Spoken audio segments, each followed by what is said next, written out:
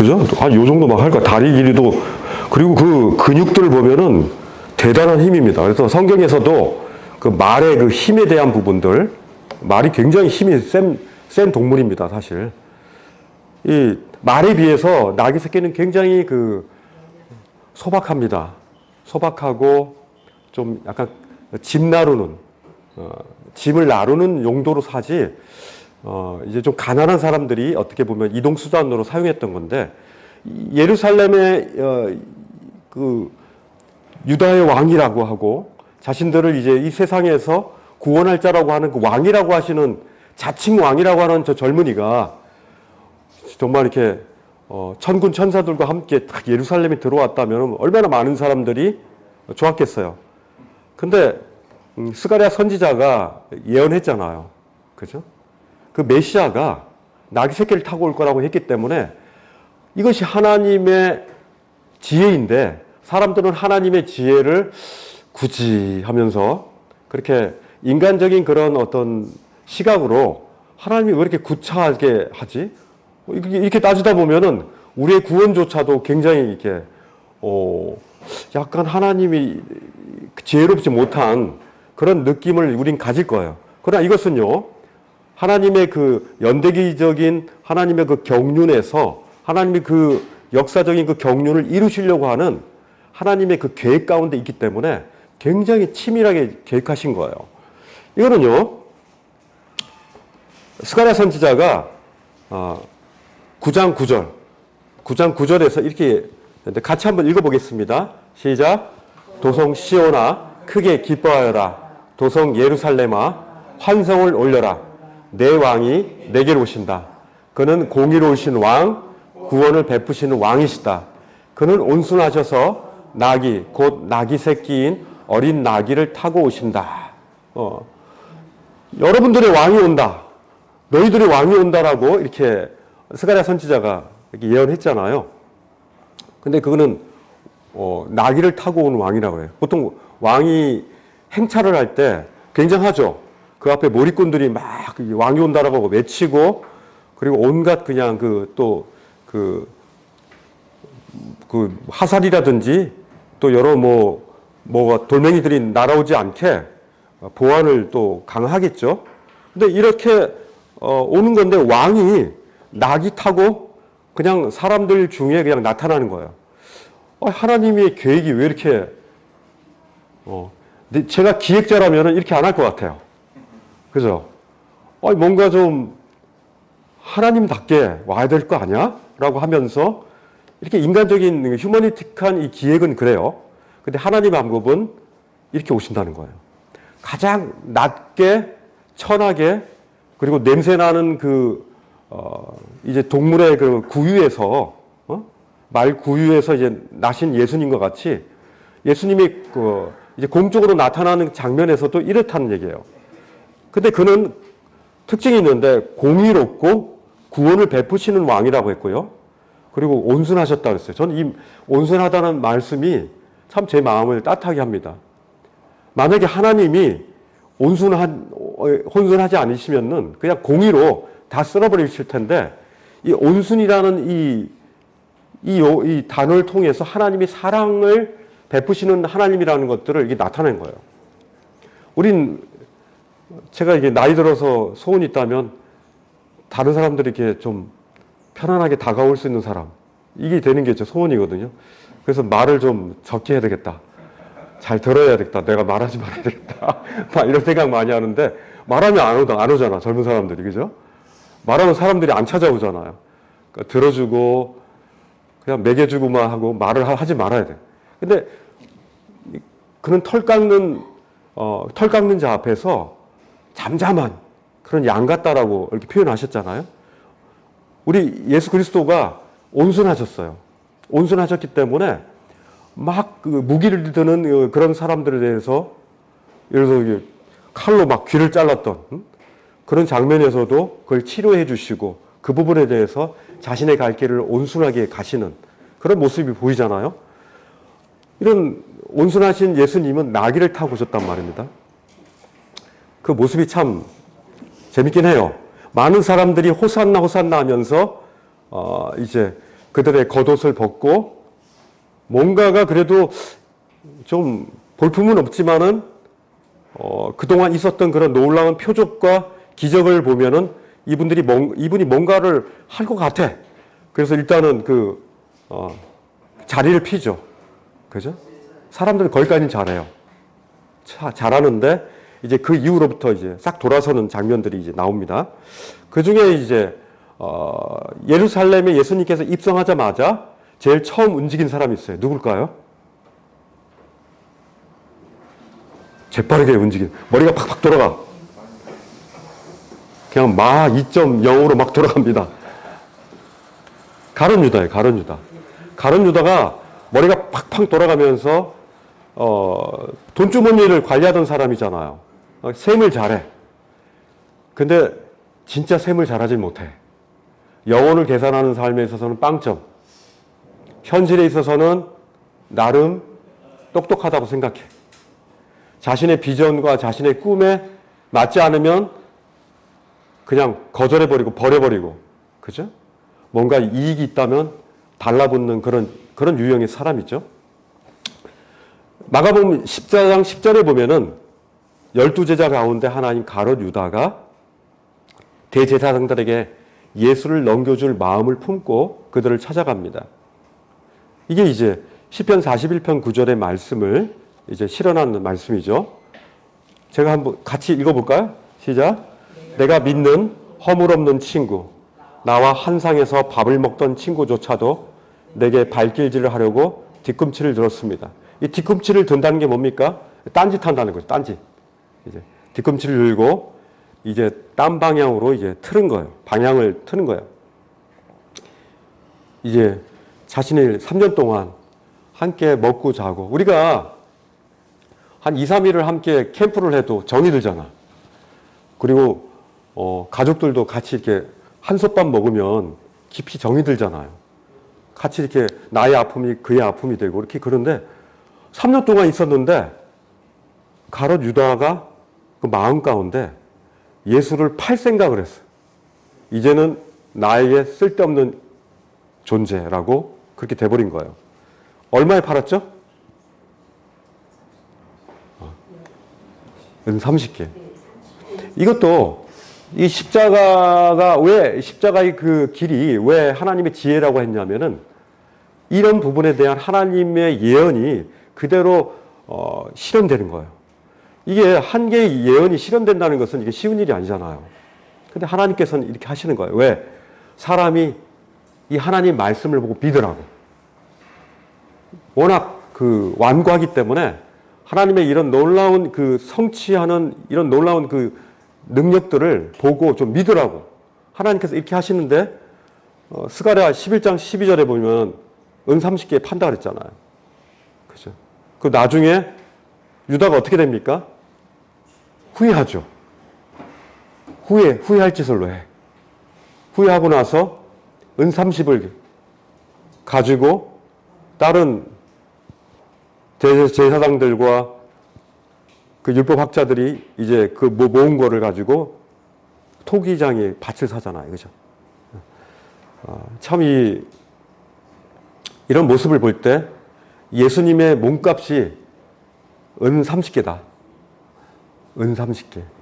금도 아니고 그냥 은 30개. 이게 얼마인지 한번 나중에 찾아보세요. 과연 하나님의 3년 동안에 같이 공생애를 지냈는데 그를 팔고 30을 받고 판 이걸 보면은 참 하나님의 가치가 이렇게까지 낮아질 수 있다, 인간에게. 이런 것들을 참 보게 됩니다. 그리고 이 부분이 이제 이런 공모를 막 하고 있을 때 배신자를 예수님께서 이미 좀 약간 그 베일을 약간 보여주셨어요. 여기 보면은 마가복음 14장에 보면은요, 너희 가운데 한 사람, 함께 먹고 있는 사람이 나를 넘겨줄 것이다. 12제자 중에 자기를 넘겨줄 것을 알았어요. 예수님은 아셨단 말이에요. 유다가. 그리고 12 가운데 하나로서 나와 함께 같은 대접에 빵을 접죠. 같은 대접에 빵을 접죠. 왜 같은 대접에 빵을 접죠? 지저분하게. 그죠? 자기 대접에 있는 거를 적셔야지 예수님과 같은 접시에 담그는 거예요. 그죠? 이걸 가지고 예수님이 얘기했는데 제자들이 누군가 계속 살폈겠죠. 그죠? 근데 예수님이 했는데도 못 발견해. 먹기 바쁜 거죠. 그죠? 사람들은 하나님이 말씀하시는 그 디테일을 그 마음속에 담지는 못하는 것 같아요. 예수님이 분명히 말씀하셨는데 그리고 계속 근심에 쌓여가지고 제자들은 묻는 거죠. 그가 누구입니까? 그가 누구입니까? 예수님을 팔 그가 누구입니까? 이런 질문들이 우리 삶 속에서 일어나기도 해요. 우리 자신도 예수님을 팔 때가 있잖아요. 거짓말할 때가 있잖아요. 그가 누구입니까? 제가 바로 그 유다를 유다를 비판할 그런 존재인가라는 생각도 들기도 해요. 마가복음 14장 27절에 보면요. 이렇게 예수님께서 말씀하십니다. 같이 읽게요. 예수께서 제자들에게 말씀하셨다. 너희가 모두 나를 버릴 것이다. 성경에 기록하기를 내가 목자를 칠 것이니 양떼가 흩어질 것이라 하였기 때문이다. 여기 보면 유다만 예수님 팔 뿐 아니라 다른 3년 동안 공생애를 했던 정말 당신을 위해서 나는 죽겠다라고 했던 베드로를 비롯해서 다 그런 마음이겠죠. 근데 막상 자신이 어떤 위험의 상황에 들어서니까 돌아서는 거죠. 차갑게, 냉정하게 돌아서는 거죠. 그거는요, 인간에게 있어서 할 수 힘든 일이에요. 하기 힘든 일이야. 왜냐하면 자기가 우주의 중앙에 있다라고 하는 이런 부분이 여전히 죽음 직전까지는 우린 여전히 있어요. 그 연약함을 우리는 아시는 거예요. 하나님은. 그래서 너희가 모두 나를 버릴 것이다 라고 예수님 말씀하세요. 아니다라고 아무리 다짐해도 그 상황에서는 우린 버린단 말입니다. 우리 연약함을 너무나 잘 아시는 거예요. 우린 그런 채로 우린 살아가는 거죠. 죄는 용서받았지만 여전히 우리의 육신 자체가 여전히 하나님이 왕이라고 하지만은 여전히 우리가 주가 될 수 있는 그런 상황 가운데 있을 때 바로 순교자냐 아니면 배신자냐 이 두 가지가 계속 번갈아 가는 거예요. 어떤 때는 순교자일 수도 있지만 어떤 때는 배신자가 될 수도 있고 순교자라면 목숨까지 끝나버리면 한 방에 끝나버리겠죠. 그렇게 죽는 것이 가장 우리에게 있어서 행복일 수도 있어요. 그래서 어떤 한 분이 그러잖아요. 우리 이호준 형제님이 그런 말씀하셨. 또 한 분이 있었어요. 노량진 모임의 한 자매님이 예배당에서 돌아가셨어. 예배당에서 그날 말씀을 듣고 예배를 드린 중에 돌아가신 분이 있었어요. 굉장히 행복한 분이죠. 연세가 굉장히 많이 드신 분인데. 이호준 형제님도 비슷한 말씀 하셨어요. 나 기도하다가 주님 나라 갔으면 좋겠다. 그런 말씀 하시잖아요. 그건 저희들의 참 기쁨이죠. 하나님 앞에서 우리를 이렇게 은혜를 주시고 한 번도 우리를 섭섭하게 하지 않으신 그 하나님을 향해서 우리가 배신하지 않고 돌아서지 않고 바로 주님을 만나는 것. 이것이 우리에게 있어서 굉장히 큰 소원이기도 해요. 근데 어쨌든 이 제자들은 너희가 모두 나를 버릴 것이다. 내가 목자를 칠 건데 이 목자가 누굽니까? 바로 예수님이죠. 그죠? 근데 치니까 목자가 이제 뭐 넘어지거나 이렇게 했겠죠. 예수님이 이제 어려운 상황에 들어가니까 양떼들이 어때요? 오합지졸이 돼버리는 거죠. 완전히 12제자들이 완전히 오합지졸. 3년 동안 그렇게 훈련을 했지만 제자 훈련을 그렇게 훈련을 했지만 우리 교회도 제자 훈련 많이 하잖아요. 제자 훈련 시킨다고 막 하고 했는데 그렇게 많이 공부도 하고 전도도 많이 하고 했는데 막상 다 흩어지는 거예요. 예수님은 그걸 알고 계셨어요. 예수님은 그래서 최후의 만찬 자리에서 새로운 언약을 이렇게 제정하셨어요. 새로운 언약. 그게 어떤 언약이죠? 이 마가복음 14장 22절에 보면 이 말씀들이 이제 있어요. 같이 읽게요. 시작. 받아라. 이것은 내 몸이다. 이것은 많은 사람을 위하여 흘리는 나의 피, 곧 언약의 피다. 예수님께서 이 배신할 거를 아는 예수님께서는 내 몸이다라고 얘기한 거예요. 그리고 피는 나의 피. 이거는 곧 언약이다. 언약. 몸이다. 언약이다. 이 몸과 예수님의 몸과 그 언약에 대한 부분들을 말씀하신 거예요. 그리고 이제 매주마다 저희는 이 말씀에 따라서 순종하고 있죠. 예수님께서 이 자신의 몸이 이제 찢겨질 것에 대해서 말씀하셨고, 자신의 피가 흘려져서 너희를 위하여, 죄를 위해서 흘려질 피에 대한 부분들을 이곳에서 말씀하신 거예요. 우린 사실 죽기 전에 유언할 때 가장 하고 싶은 얘기 하잖아요. 이 부분을 하신 거예요. 그래서 우리가 매주마다 행하는 이 주님의 몸과 이 피에 대한 이 부분은 너무 중요한 거예요. 예수님께서 이걸 하시고 이 빵과 이 잔을 대하시고 예수님 그 다음 뭐 하신지 아세요? 이 말씀에 보면은 찬미를 부르셨다 그랬어요. 찬미를 부르면서 겟세마네 동산에서 가더라 이렇게 돼 있거든요. 찬미, 찬송을 부르셨어요. 재밌잖아요. 과연 제자들과 예수님께서 최후의 만찬을 하고 나서 그 밤에 어떤 찬양을 했을까 생각이 나잖아요. 그 당시 찬양을 했겠죠. 이스라엘 찬양 같은 거 했겠죠. 그 당시 멜로디를 찬양을 하셨다는 거예요. 아, 우리 주님도 죽기 직전에 또 겟세마네 동산에서의 그 고뇌의 그 시간을 지나기 전에 밥 직전에 찬양을 하셨다는 거. 이게 굉장히 저는 이 말씀 읽으면서 인상 깊었어요. 자, 겟세마네 동산에서 굉장히 괴로우셨어요. 마가복음 14장 32절 한번 읽어보죠. 시작. 예수께서는 두려워하며 괴로워하셨다. 그래서 그들에게 말씀하셨다. 내 마음이 괴로워 죽을 지경이다. 너희는 여기에 머물러서 깨어 있어라. 하나님이 이렇게 연약한 하나님이 있을까요? 이렇게 약간 겁쟁이 같은 이런 얘기를 굳이 하실 필요가 있을까요? 이 십자가가 그렇게 괴로웠던 건가요? 그렇게 힘든 건가요? 저는 이 말씀을 보면서 하나님은 왜 이렇게 성경에다가 하나님의 약함을 이렇게 적어놨지?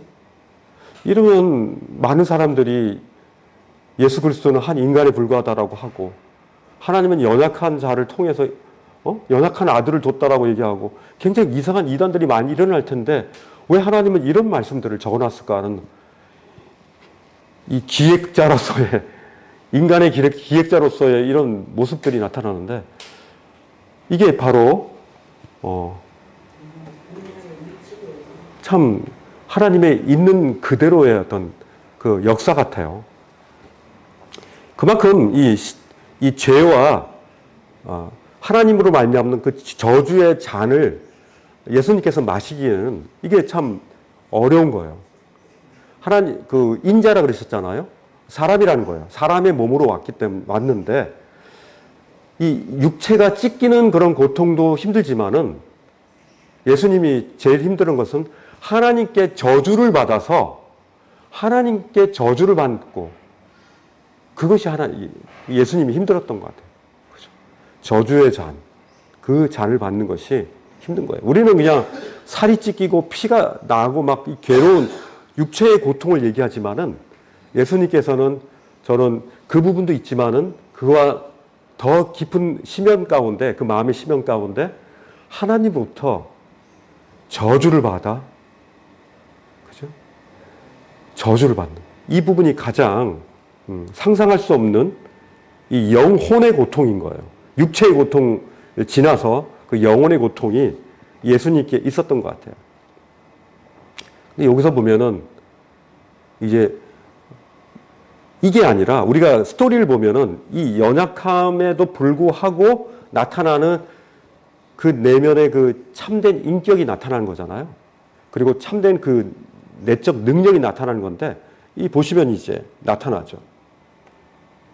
제자들과 함께 갔는데 너 여기서 깨어서 기도하라고 했는데, 예수님께서 겟세마네 동산에서 바닥에 엎드리셔서 기도하셨다 그랬어요. 근데 거기에 보면 땀이 이제 피처럼 나온다 그랬거든요. 이 사람이 아주 그냥 온갖 힘을 이렇게 그 긴장하고 이 압력이 가면은 이 혈액이 빠져나오기도 합니다. 그래서 약한 곳이 하면 이렇게 코피가 나잖아요. 그리고 연약한 눈도 막 충혈돼가지고 눈이 터지잖아요. 이게 바로 그 장면이거든요. 우리 혈관이 약한 부분이 터진단 말이에요. 너무나 그 고뇌에 쌓인 그 기도는 예수님의 그 혈관들을 터뜨려서 땀과 피가 섞이는 이런 겟세마네의 기도의 모습들을 나타내는 모습을 성경 그대로 기록하고 있습니다. 그때 위대한 예수님의 그 선언이 있습니다. 이때 하나님을 향해서 예수님은 아빠라 그래요. 아바. 우리가 아빠라고 그럴 때가 있잖아요. 보통 때는 이제 아버님 뭐 그러잖아요. 우리 아들도 아버님 뭐 그래요. 아버지 그러다가 또 돈이 필요할 때는 아버님, 그죠? 그리고 이제 평상시에 좀 예의를 차렸다 싶으면 아버지, 돈 달라고 할 때는 아빠 이러죠. 아빠. 가장 친근하고 가장 그 마음속의 관계 속에서 가장 원초적인 그런 관계. 그 속에서 외쳐진 그 한마디가 아빠야, 아빠. 아빠, 아버지. 아버지께서는 모든 일을 하실 수 있으시니 내게서 이 잔을 거두어 주십시오라고 얘기합니다. 하나님의 권한이 있는 거예요. 근데 여기에 이제 예수님의 그 순종과 복종의 그 마음이 이제 드러납니다. 그러나 내 뜻대로 하지 마시고 아버지의 뜻대로 하십시오라고 합니다. 이미 아버지의 뜻대로 할 준비가 돼 있으신 거예요. 땅에서 엎드린 간구는요, 이 잔을 할 수만 있거든 거두어 달라는 거고요. 하늘을 향해서 기도한 것은요, 그러나 아버지의 뜻대로 하십시오라고 하는 순종과 복종의 그런 기도죠. 이게 순종의 위대한 정점이라고 저희는 생각합니다. 그죠? 이제 그 이후에 아버지 뜻대로 하십시오라고 하고 이제 그것들 받아들이신 이후에 십자가를 이제는 이제 받으셨죠. 그리고 그 이후에 횃불과 칼을 들고 군대와 가룟 유다가 왔죠. 그리고 입맞춤은 이제 이스라엘 같은 친근함을 나타내는 인사법이죠. 서로 이렇게 얼굴이나 볼과 이렇게 거기에 입술을 대는 거죠. 아가서에 보면 많이 나오잖아요. 친근감입니다. 인사예요. 우리 안녕하세요. 이거 인사예요. 그렇게 하니까 군대에게 넘기는 이제 가룟 유다가. 근데 이때 사람들이 왔을 때 예수님이 뭐라고 하셨습니까? 계속 사람들하고 같이 있었잖아요. 근데 이제 너희는 누구를 찾느냐 이렇게 말씀합니다. 예수님이 하신 말씀이 굉장히 인상이 깊어요. 너희는 누구를 찾느냐, 그죠? 그랬더니 내가 나사렛 사람 예수요 하고 대답하니까 예수님께서 내가 그 사람이다 이렇게 하거든요. 내가 그 사람이다. 너희는 누구를 찾느냐? 내가 그 사람이다. 정확하게 다른 제자들이라든지 이렇게 오해받지 않도록 분명히 나를 잡아갈 것에 대해서 분명한 그 목표물이 나라는 것들에 대해서 그 사람한테 얘기하죠. 당당하죠. 내가 그 사람이다. I am. 내가 그 사람이다. 많은 막 군사들이 막 이렇게 옆으로 뒤로 물러나 땅에 쓰러졌다고 했는데 이런 장면들이 많이 나오죠. 그리고 마가복음 14장에 보니까 같이 읽어보겠습니다. 예수께서 그들에게 대답하여 말씀하셨다. 너희는 강도에게 하듯이 칼과 몽둥이를 들고 나를 잡으러 나왔느냐?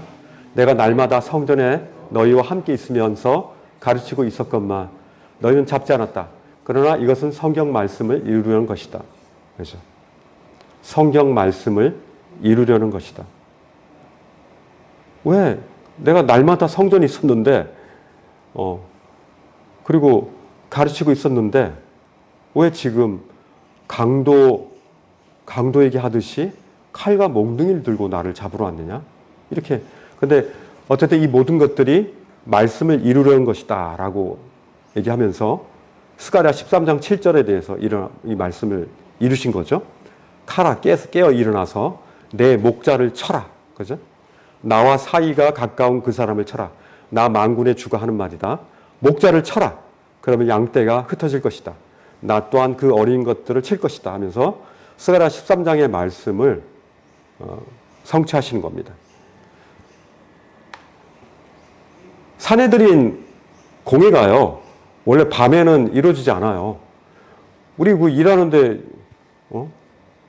9시부터 6시까지 그렇게 일하지 누가 이렇게 밤에 합니까? 근데 이 사람들이 눈이 뻘개가지고 어쨌든 이 예수 그리스도라는 이 사람의 너무 영향력이 커져가지고 자신의 권력과 정치와 경제적인 부분에 문제를 일으키기 때문에 뭔가가 취하지 않으면 안 된다는 위기감이 있었던 거예요. 그러니까 마음이 맞은 거죠. 헤롯하고 로마와 다 연합이 되는 거예요. 사람들이. 나의 우군은 아니지만 나의 적 때문에, 나의 적이라고 생각하는 사람 때문에 그보다 덜 적인 사람들끼리 서로 연합이 되는 거예요. 그래서 산헤드린 공의가 열려가지고 불법이죠. 그렇게 법정을 그렇게 만드는 것은, 그렇게 세우는 것은 아닌데 그 법정 앞에 예수님이 서죠. 그리고 정죄합니다. 그리고 시편 27편 12절에도 보면 증언하고 폭력을 휘둘러서 나에게 대항한다라는 말씀이 있는데 그게 마가복음 14장 55절에 있어요. 같이 읽어보겠습니다. 대제사장들과 온 의회가 예수를 사형에 처하려고 그를 고소할 증거를 찾았으나 찾아내지 못하였다. 이 사형이라는 이것은요, 우리가 보통 보면은 최소한 아무리 빨리 해도 몇 개월은 걸려요. 그죠? 아무리 못해도 뭐 직결 심판 아니고서는, 공산당 아니고서는 뭐 한 달, 최소한 3달, 뭐 어떤 건 6개월 이후에 있잖아요. 근데 이게 1박 2일로 막 끝나는 거야, 이게. 하루 만에 끝나는 거야, 이게. 이 사형 판결을 이렇게 내리기 위해서는 쉽지 않은데 아무런 그 구실을 찾지 못하는 사람들이 이렇게 막 산헤드린 공회를 모집해가지고 지금 이 짓을 지금 하고 있는 겁니다. 여기에 보면 예수님이 그들에게 이제 하신 그런 모습들이 보여요. 뭐 대제사장이 그러죠. 너 당신한테 불리한 증언하는데 어떻게 이거에 대해서 왜 아무 답변하지 않으십니까? 뭐 이렇게 묻죠. 근데 대제사장이 또 예수님께 그대는 찬양을 받으실 분의 아들 그리스도요. 이때 예수님께서 어때요? 내가 바로 그요 이렇게 얘기합니다. 예수님은 거짓말하지 않으시기 때문에 그 부분에 대해서 분명히 얘기합니다. 근데 자신을 변호하는 부분에 있어서는 얘기를 하지 않으세요.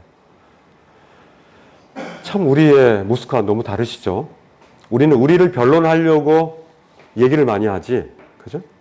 하나님의 영광을 드리는 부분에 있어서는 침묵하고 그럴 수도 있는데 예수님은 거꾸로시죠. 당신들은 인자가 전능하신 분의 오른쪽에 앉아 있는 것과 하늘의 구름을 타고 오는 것을 보게 될 것이요. 이렇게 얘기합니다. 앞으로 이스라엘에게 있을 이 놀라운 이 모습들을 이제 말씀하고 있죠. 근데 이제 어쨌든 계속 엄숙한 침묵을 하고 계시는 거예요. 지금 우리가 마가복음은 계속 읽고 있습니다. 마가복음 쭉 읽고 있는 장면이에요. 마가복음 14장 63절부터 같이 읽어보겠습니다. 시작. 대제사장은 자기 옷을 찢고 말하였다. 이제 우리에게 무슨 증인들이 더 필요하겠소? 여러분은 이제 하나님을 모독한 말을 들었어. 여러분의 생각은 어떠하오? 그는 사형을 받아야 마땅하다고 정죄하였다. 제가 예전에 방학 때 3박 4일 동안 이제 계속 신약 성경을 마태복음부터 요한계시록까지 읽는 그런 시간을 가졌었어요. 3박 4일 동안 계속 읽습니다. 계속 이제. 사람이 계속 읽고 애들 바꿔가면서 계속 읽는 거예요. 지금 마가복음이 이제 그런 식이에요. 여러분들, 근데 이 말씀을 읽으면서 계속 이제 말씀 속에서 살아 움직이시는 그 성령님의 그 음성들을 여러분 들으셔야 되는 거예요. 또 보기 좋게 또 이렇게 그림도 있잖아요. 그죠? 그림들도 있으니까 참조하셔가지고 이 말씀 속에서 여러분들이 발견하시는 거예요. 이 대제사장이 자기 옷을 찢잖아요. 왜 찢습니까? 옷 찢는다는 의미는 뭡니까? 분노죠. 그리고 못 살겠다라고 하는 거예요. 그냥 이 억울하다는 거예요. 그죠?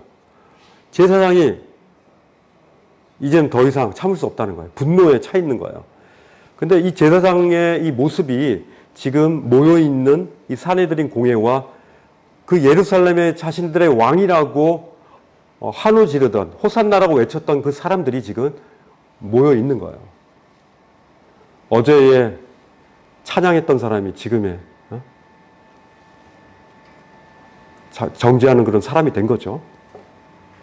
사형을 받아야 한다고. 그죠? 자, 여기에 보면은, 예수님께서 이런 사람들의 모욕을 피하지 않으세요. 여기 보면, 마가복음 14장 65절 한번 읽어보겠습니다.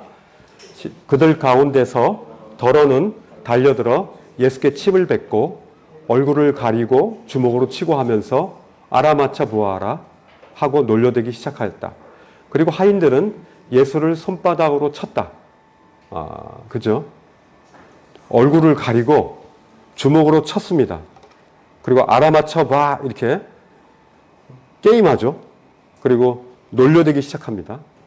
그리고 하인들 정말 한 번도 이런 것들을 안 해봤을 거예요. 예수님은 유대인이잖아요.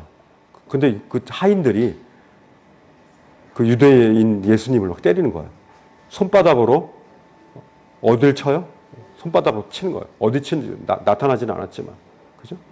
이게 이사야서 50장 6절에 나타난 예언입니다. 같이 읽게요. 나는 나를 때린 자들에게 등을 맡겼고 내 수염을 뽑는 자들에게 뺨을 맡겼다. 내게 침을 뱉고 나를 모욕하여도 내가 그것을 피하려고 얼굴을 가리지도 않았다. 그죠? 나를 모욕하여도 내가 그것을 피하려고 얼굴을 가리지도 않았다. 그냥 맡겨놓으신 거예요. 그죠?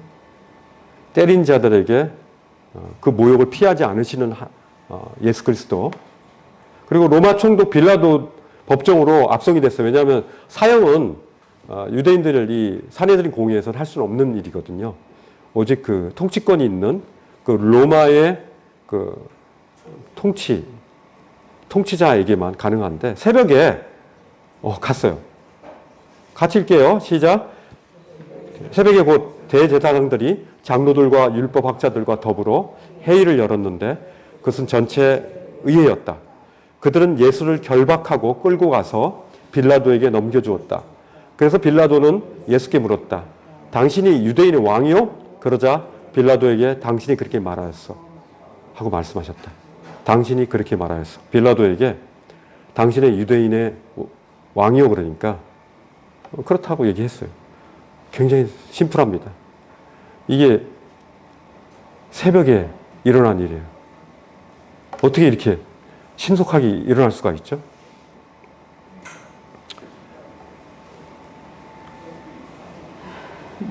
마가복음 15장 3절부터 5절 같이 읽겠습니다. 시작. 대제사장들은 여러 가지로 예수를 고발하였다. 빌라도는 다시 예수께 물어 말하였다. 그러나 다 아무 답변도 하지 않소. 사람들이 얼마나 여러 가지로 당신을 고발하는지 보시오. 그러나 예수께는 더 이상 아무 대답도 하지 않으셨다. 그래서 빌라도는 이상하게 여겼다. 밑에 그는 굴욕을 당하고 고문을 당하였으나 아무 말도 하지 않았다. 마치 도살장으로 끌려가는 어린 양처럼 털 깎는 사람 앞에서 잠잠한 암양처럼 끌려가기만 할 뿐 아무 말도 하지 않았다. 이사야서 53장의 예언의 말씀이 털 깎는 자 앞에 잠잠한 마치 암양처럼, 순양들은 막 더 하는데 암양들은 가만히 있나 봐요. 그 암양들처럼 아무 말도 하지 않았다. 마가복음 15장 12절 읽겠습니다. 빌라도는 다시 그들에게 말하였다. 그러면 당신들이 유대인의 왕이라고 하는 그 사람을 나더러 어떻게 하라는 거요? 그들은 다시 십자가에 못 박으시오 하라고 소리질렀다. 빌라도가 그들에게 말하였다. 정말 이 사람이 무슨 나쁜 일을 하였소? 그들은 더욱 크게 십자가에 못 박으시오 하고 소리를 쳤다. 무죄함을 알고 석방하려는 빌라도에게 사람들은 그를 십자가에 못 박으시오라고 얘기했습니다. 증거가 없는데도 불구하고 광기 어린 그들이. 이사야서 53장 3절을 읽겠습니다. 그는 사람들에게 멸시를 받고 버림을 받고 고통을 많이 겪었다. 그는 언제나 병을 앓고 있었다. 사람들이 그에게서 얼굴을 돌렸고 그가 멸시를 받으니 우리도 덩달아 그를 귀하게 여기지 않았다. 이사야서 53장에는 언제나 병을 앓고 있었다라고 얘기합니다. 그죠?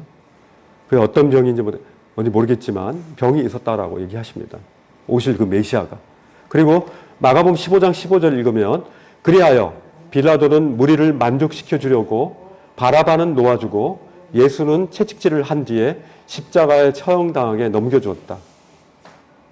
살인마 바라바는 내주고 석방하고 죄 없는 무지한 예수님은 채찍질 후 사형에 넘겨지는 장면입니다.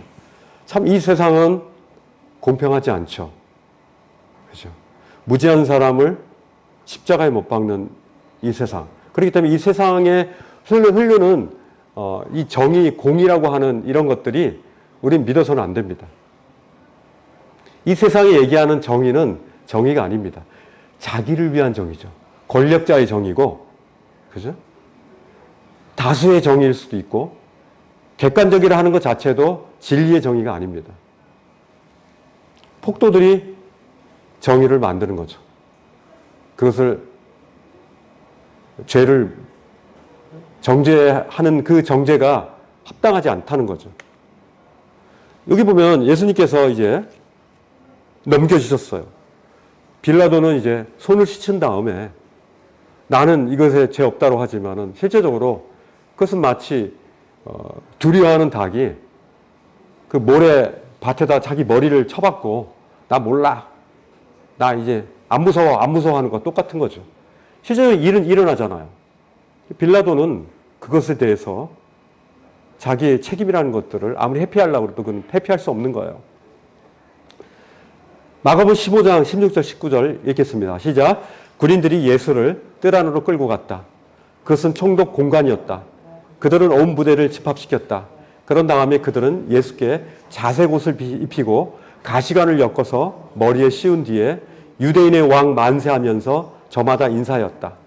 또 갈대로 예수의 머리를 치고 침을 뱉고 무릎을 꿇어서 그에게 경배하였다. 희롱한 거죠. 그렇죠? 이제 갈대로 자색 옷을 입히고 왕이라는 의미죠. 가시관을 엮어서 머리에 씌운 왕의 관인데 가시관입니다. 그리고 유대인의 왕이라고 하면서 왕 행세해 하면서 왕의 옷과 왕관을 씌워준 겁니다. 근데 가시관이죠. 그리고 갈대로 사람이 기분 나쁘죠. 뭐를 몽둥이로 때린 것 따라 갈대로 톡톡 치는 거예요. 굉장히 기분 나쁜 겁니다.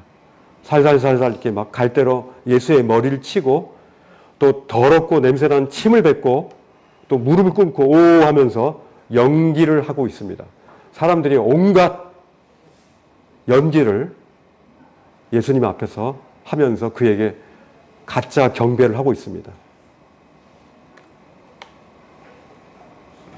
이제 너무나 채찍을 많이 받아서 예전에 형제님이 그 영화 같은 거 보여줬죠. 그 채찍. 그 채찍의 끝에 동물의 뼈나 쇳덩이를 달아가지고 치는 거죠. 그러면 이제 딱 맞으면 척척 이제 그 표면에 그 피부가 찢어져 나오는, 그래서 피를 막 흘리게 되는 겁니다. 이 사람들이 이렇게 하는 이유가 있어요. 그러므로 말미암아 이 폭도들이 하나로 일체가 되는 겁니다. 다 연합이 되어가지고 뭔가가 우리가 괜찮은 일을 하고 있다라고 하는 그 연합전선이 이루어지면서 피를 보면서 더욱더 흥분하는 겁니다. 그 가시관을 쓰면서 그 사이로 흘러나오는 그 많은 피와 그 등껍질과 온몸에 침뱉음과 그리고 뜯겨져 나간 그 자리에 흘러나오는 그 피들, 이런 것들을 사람들을 보고 흥분하는 겁니다.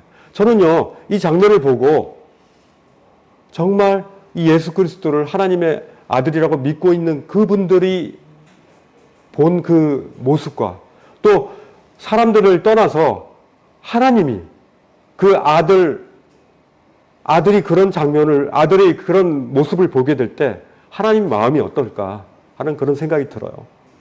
하나님이 본 그 처참한 그 아들의 모습. 여러분들의 아들이 온몸이 다 빨가벗긴 채, 막 온몸에 상처가 난 채 사람들한테 희롱다당하면서 가고 있는 그 모습을 생각할 때 어떻겠어요? 그 부모의 마음이. 지금 하나님의 마음이 좀 그런 상태인 겁니다. 마가복음 15장 20절 22절 읽겠습니다.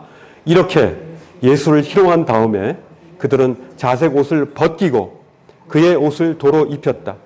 그런 다음에 그들은 예수를 십자가에 못 박으려고 끌고 나갔다. 그들은 예수를 골고다라는 곳으로 데리고 왔다. 영문 밖에 있어요. 그리고 해골 골짜기. 왜냐하면 거기는 죽은 사람들 묻히는 그런 곳이기 때문에 해골 골짜기라고 하는데, 그 조롱이 끝난 상태에서 그 사형장, 십자가가 쓸 그 골고다 언덕으로 이제 걸어가시는 그 예수님의 모습입니다. 그 십자가가 저희 집에도 그 나무가 꽤 있지만은 예전에 한번 십자가를 저도 만들어 봤지만 이 큰 나무는 굉장히 무겁습니다. 적어도 못해도 한 60, 70kg 해요. 그걸 이제 질질 끌고 가는 그 모습을 보십시오. 그죠? 이걸 볼 때 이 십자가에서 바로 어떤 장면입니까? 로마서 5장 8절에 한번 같이 읽어보겠습니다. 시작. 우리가 아직 죄인 되었을 때 그리스도께서 우리를 위하여 죽으심으로 하나님께서 우리에 대한 자기의 사랑을 확증하셨다. 우리가 죄인 되었을 때 예수님께서 그 십자가의 죽으심으로 하나님이 우리에 대한 자기 사랑을 확증했다는 거예요. 이것이 하나님의 지혜가 아니겠습니까? 이것이 하나님의 능력이 아니겠습니까? 사람들은 바보 같은 하나님이라고 세상을 외쳐대지만 하나님은 이 방법이 가장 우리 인간들이 이해할 수 있고 믿을 수 있고 하나님을 받아들일 수 있는, 죄에서 벗어날 수 있는 가장 지혜로운 방법이라는 것을 하나님께서 말씀하고 있는 거예요. 이것이 바로 인류를 향한 하나님의 구속의 드라마입니다. 손과 발이 못 박혔죠. 그리고 저는 여기에 손과 발이 못 박히면서 이 아픔도 있지만은 여기 보면은 몰약을 탄 포도주를 예수님께서 드렸는데 받지 않으셨어요. 몰약은 뭡니까? 썩지 않게 하는 그런 것도 있지만은 이걸 먹으면요, 이걸 물에 타서 희석시켜서 먹으면 몸이 마비되는 현상이 생깁니다. 마취제라는 얘기예요. 마취제. 예수님께서 그 고통 중에서도 마취를 안 하시고 그 고통을 그대로 받으시는 거예요. 그 찢겨지는 그 사이로 지나가는 그 흘러나오는 그 고통 속에서도 예수님은 마취를 안 하시는 거예요. 그걸 거부하시는 거예요. 그리고 내맡기시는 거죠. 전적인 헌신. 그죠?